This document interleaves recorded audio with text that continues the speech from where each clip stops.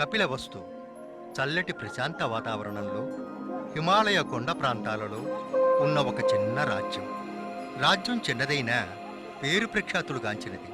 ఈ రాజ్యాన్ని పరిపాలిస్తున్న రాజు శుద్ధోదనుడు, రాణి మాయాదేవి. ఒకరోజు మహారాణి మాయాదేవికి ఒక వింత కల వచ్చింది.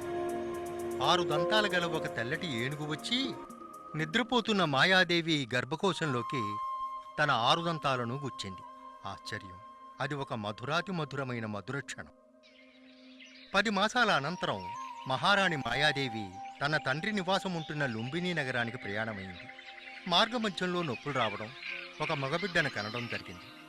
ఆ మగబిడ్డ జన్మించిన వేళా విశేషం ఏమిటో కానీ ఆ చుట్టూ ఉన్న వాతావరణం అంతా నిశ్శబ్దంతో నిండిపోయింది. ఈ శుభవార్త విన్న శుద్ధోదన మహారాజు వెంటనే లుంబిని వెళ్ళి మాయాదేవిని బిడ్డను వెంటబెట్టుకుని రాజభవనానికి వచ్చేశాడు. అదే సమయంలో అచిత మహాముని అని సాధు పుంగవుడు పుట్టిన బిడ్డను చూడటానికి రాజభవనానికి వచ్చాడు. 5వ రోజున ఆ రాజదంపతులు ఆ బిడ్డడికి సిద్ధార్థుడు అని నామకరణం చేశారు. రాజా, ఈ పసివాడు మహర్జాతకుడు. ఈ బిడ్డడు రాజులకే రాజవుతాడు, లేదా ఒక గొప్ప యోగ పురుషుడవుతాడు.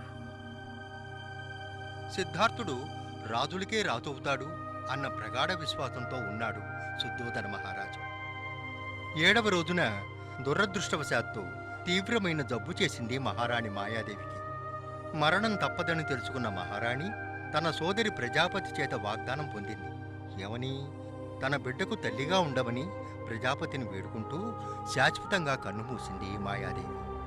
ప్రజాపతి పెంపకంలో తల్లి ప్రేమను చవిచూసిన సిద్ధార్థుడు యుక్త వయస్కుడయ్యాడు.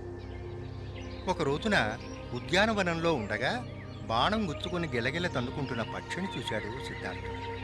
వెంటనే నెమ్మదిగా బాణం తీసివేసి ఆ పక్షికి ప్రాణభిక్ష పెట్టాడు. ఆ పక్షిని నేలగూల్చింది ఎవరో కాదు, సిద్ధార్థుడు సోదర సమానుడు దేవదత్తుడు. ఆ పక్షిని పడగొట్టింది నేను కాబట్టి ఆ పక్షి నా సొంతమని దేవదత్తుడు, ప్రాణం పోకుండా నిలిపి కాపాడింది నేను కాబట్టి ఈ పక్షి తన సొంతమేనని సిద్ధార్థుడు వాదించుకున్నారు. చివరకు న్యాయ విచారణలో సిద్ధార్థుడే గెలిచాడు. కొంతకాలం గడిచిపోయింది. దండపాణి అనే మహారాజు తన పుత్రిక యశోదర విషయంలో స్వయంవరం ఏర్పాటు చేశాడు. ఆ స్వయంవరంలో సిద్ధార్థును వరించింది యశోదర. యశోదర తీసుకున్న నిర్ణయానికి సుముఖంగా లేని దండపాణి తోటి రాజుల సలహాలను విని సిద్ధార్థుణ్ణి అనేక పరీక్షలకు గురిచేశాడు. పందాలన్నింటిలోనూ నెగ్గి సంపూర్ణ రాజలాంఛనాలతో యశోదరును వివాహమాడాడు సిద్ధార్థుడు. భోగభాగ్యాలతో తొలతూగుతున్న సిద్ధార్థుడికి బయట ప్రపంచం ఎట్లా ఉంటుందో చూడాలని ఉంది అని తండ్రిని కోరాడు. తండ్రి సమ్మతించి చక్కటి రథాన్ని ఏర్పాటు చేసి చెన్నడను రథసారథిని జోడించి సాగనంపాడు. కొంత దూరం వెళ్ళిన తర్వాత సిద్ధార్థుడు వంగి నడుస్తున్న ముసలివాణ్ణి చూసి, చెన్న అటు చూడు, శరీరమంతా ముడతలు పడిపోయి తల నెరిసిపోయి అతను ఆ విధంగా వంగి నడుస్తున్నాడు ఎందుకు? అది ముసలితనం రాకుమారా. అది అందరికీ వస్తుందా? అవును రాకుమారా, పెరిగిన కొద్దీ ముసలితనం రాక తప్పదు, ప్రతి వారికి అంతే. నేను నా యశోదర కూడా ఈ ముసలితనానికి గురి కావలసిందే. ఈ శరీరానికి శిథిలావస్థ తప్పదన్నమాట. చెన్న, అది ఏమిటి? అతను అనేక బాధలతో కుమిలిపోతున్నాడు రాకుమారా.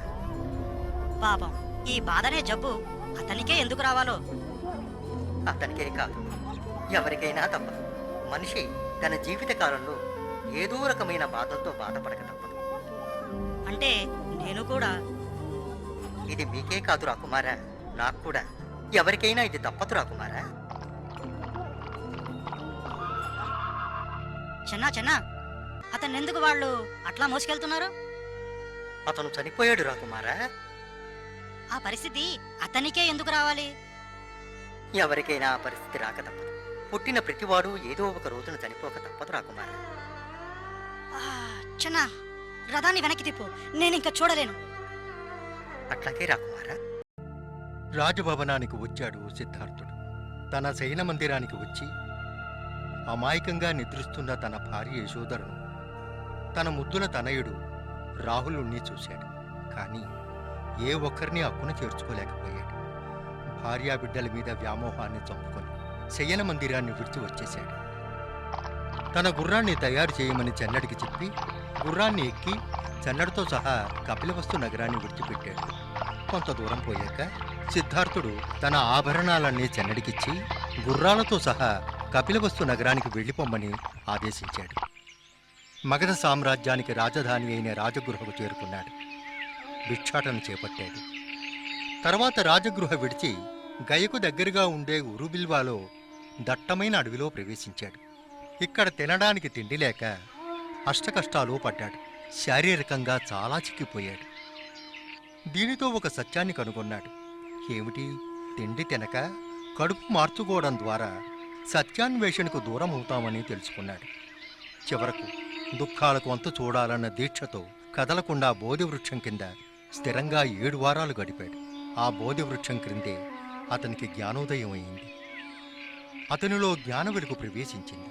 సిద్ధార్థుడు బుద్ధుడిగా మారిపోయాడు. ప్రపంచ పర్యటన మొదలుపెట్టాడు. ఎందరో మహానుభావులను కలుసుకున్నాడు. మర్యాద మన్నన సంపాదించాడు. బుద్ధుడి ప్రవచనాలు విని ఎందరో తన సంఘంలో చేరారు. క్రమంగా శిష్యుల సంఖ్య విపరీతంగా పెరిగింది.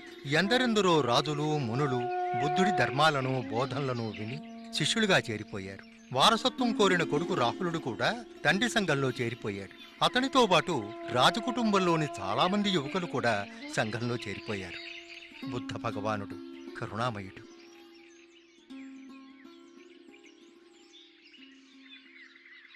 చీమ కాస్త ఆహారం పెడుతుంది మిడతకి. వర్షాకాలం పోయి చలికాలం వచ్చింది. మళ్ళీ చీమ దగ్గరికి ఆహారం లేక నీరసంగా మిడత వణికిపోతూ వచ్చింది.